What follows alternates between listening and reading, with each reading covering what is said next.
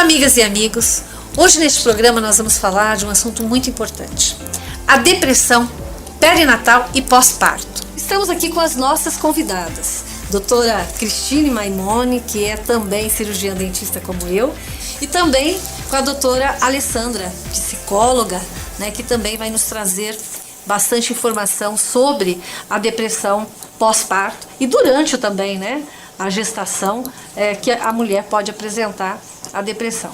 E a nossa querida Michele, que é também da Secretaria de Estado de Saúde, que também vai contribuir hoje para a gente ter muitas informações que vai ser muito importante para você, mulher. E já começando esse debate sobre a depressão pós-parto e também durante a gestação, eu falo pós-parto, sabe por quê, doutora? Porque eu tive depressão pós-parto e é uma coisa que dói tanto, né? Então, nesse sentido, nós trouxemos aqui a doutora Alessandra. E você sabia que, além da relação afetiva entre mãe e bebê, a depressão pós-parto pode prejudicar o desenvolvimento físico e psicológico da criança, né? Isso é um grande problema e é uma grande preocupação de todos nós. Por isso nós gostaríamos, doutora, que você falasse um pouquinho sobre os sintomas e também o tratamento para a mãe, né?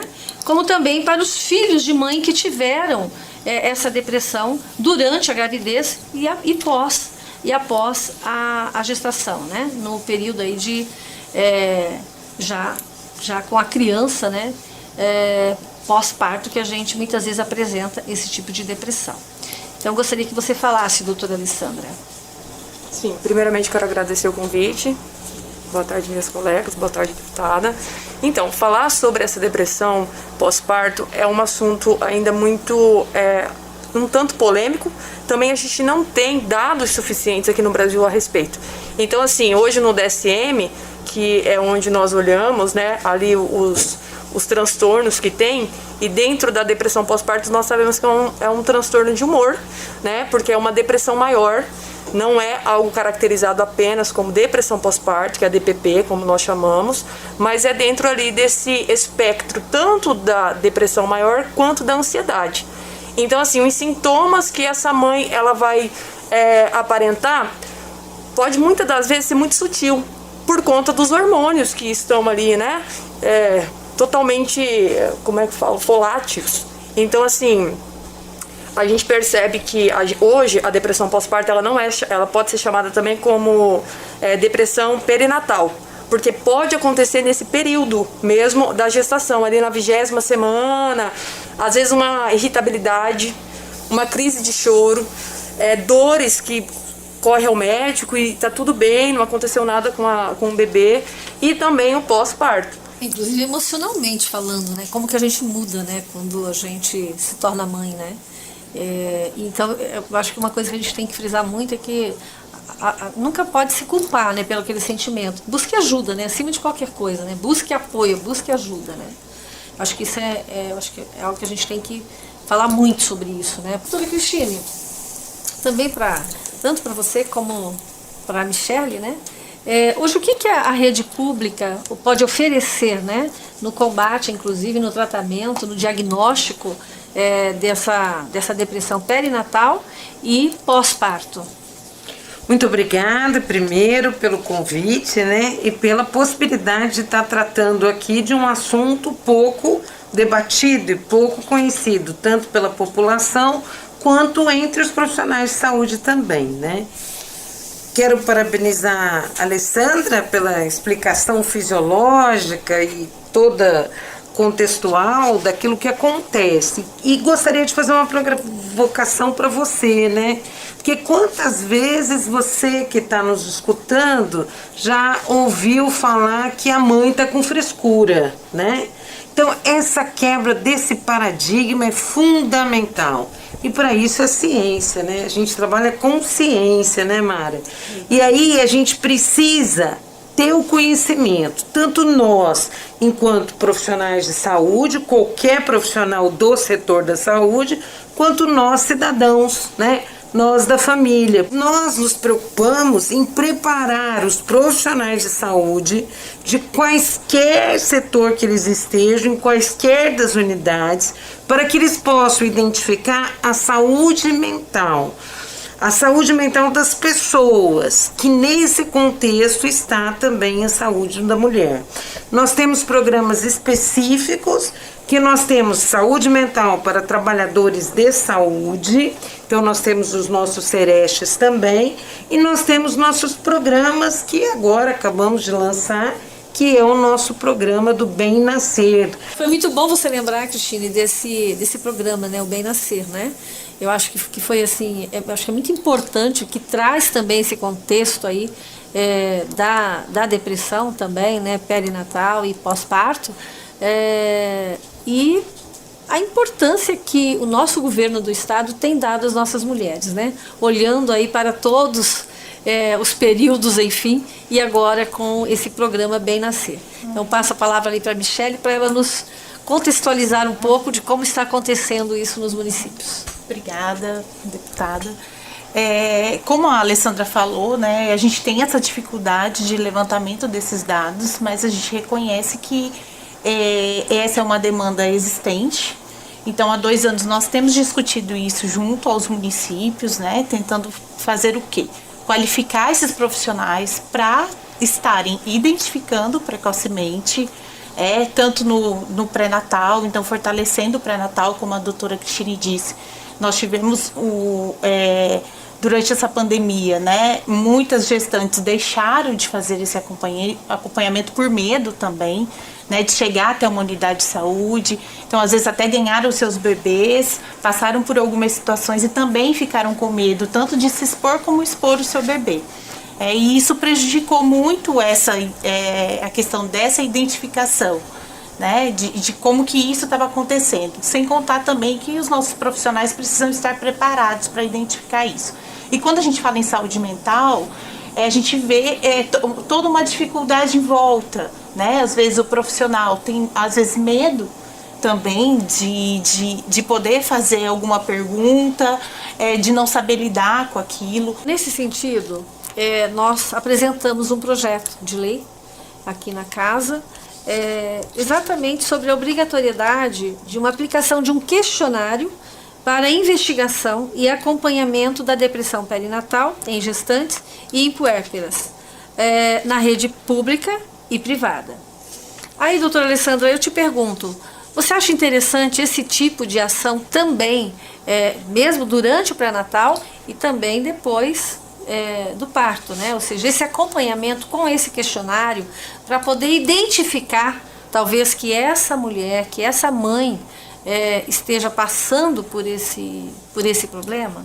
Sim, isso é de extrema importância. É um projeto maravilhoso. Por quê? A gente percebe, a gente vai ter um parâmetro. Eu acho que isso no pré-natal vai nos dar um parâmetro para após o parto a gente perceber. E se nós fizermos isso no 3º mês, no 7º mês, quando essa criança nasce, nós temos ali uma evolução de como está aquele questionário.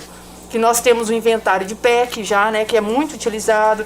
Nós temos o inventário de Edimburgo também, que é muito utilizado. Então, assim, isso ajuda tanto não somente para ter dados, mas para que, se essa mãe, num período pré-natal, ela já vai conhecendo, já vai entendendo o que é a depressão pós-parto, o que é a depressão perinatal, né, que nós falamos, o que é o baby blues, né, essa melancolia materna, isso vai dar também um senso de ela perceber, olha, eu não estou normal. Bom, e nesse contexto, então, hoje, uma mãe que possa estar se sentindo assim, primeiro nessa infelicidade, nessa preocupação muito excessiva, nessa tristeza, né? Onde que ela poderia, então, procurar essa ajuda para ela... ou mesmo quem identificar, né, um amigo, um parente, enfim, que identificar que essa mãe possa estar passando por um período que precisa de ajuda. Onde que ela vai buscar essa ajuda? Acredito que, primeiramente, ela possa ir, como a doutora Cristine falou, procurar aquele profissional que acompanhou ela durante o pré-natal, né? Seria, se ela teve isso, se ela não teve, né? Ou se ela falasse, não quero conversar com ele. Então, o que a gente sempre fala é procurar um profissional de saúde mental, né? Se você tem um convênio, então procure um psicólogo, procure um psiquiatra. Mas se você não tem, se você quer, você busca uma ajuda pelo SUS, é sempre ir naquela unidade de saúde perto da sua casa, né? Conversar com um enfermeiro, passar por uma consulta médica, falar realmente o que está sentindo, porque muitas vezes a gente vê que a mulher não verbaliza isso, né? Como eu disse. Mas assim, de procurar, falar que não está bem, né? Explicar o que é que está acontecendo, e dali esses profissionais vão direcionar ela para um serviço especializado de saúde mental dentro do SUS. Cada município ele tem uma organização própria, né? Então, a partir do momento que você vai numa unidade de saúde, porque às vezes a pessoa mudou ela tirou aquele vínculo, infelizmente quebrou o vínculo com aquele médico de onde ela fez as consultas pré-natais, ou ela mudou de cidade, então ela tem que identificar a unidade de saúde mais próxima, exatamente como a unidade a organização do município que vai encaminhar essa paciente dentro da rede, né? Doutora Alessandra, nesse sentido, como identificar uma pessoa, uma mãe que possa estar passando por essa depressão pós-parto?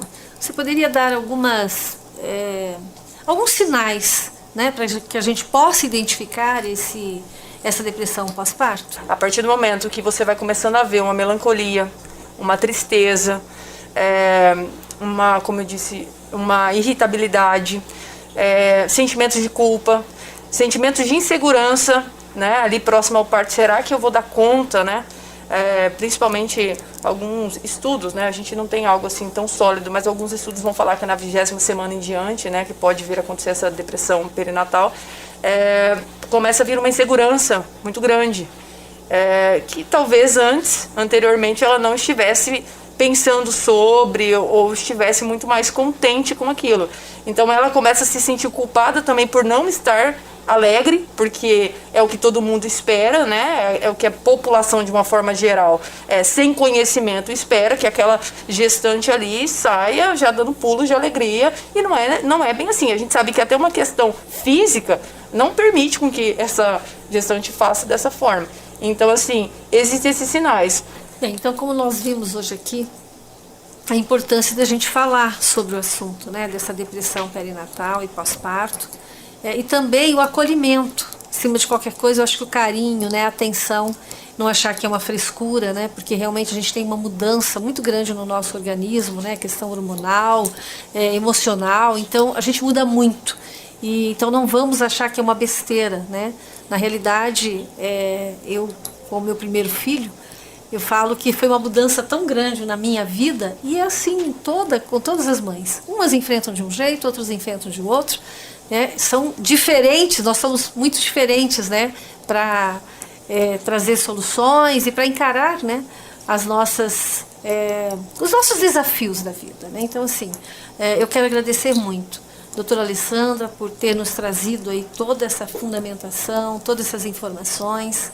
A Michele, né, que também veio acrescentar aí, inclusive trazendo o caso lá de Anastácio, né, a importância de nós termos essa rede de proteção, né, e de atenção básica, né, principalmente as nossas gestantes. E a doutora Cristine, né, que traz aí todo o seu conhecimento, essa doçura também, e trazendo essas informações, inclusive nos lembrando desse tão importante programa que é o Bem Nascer, que vai cuidar ali da mãe e também da criança, né?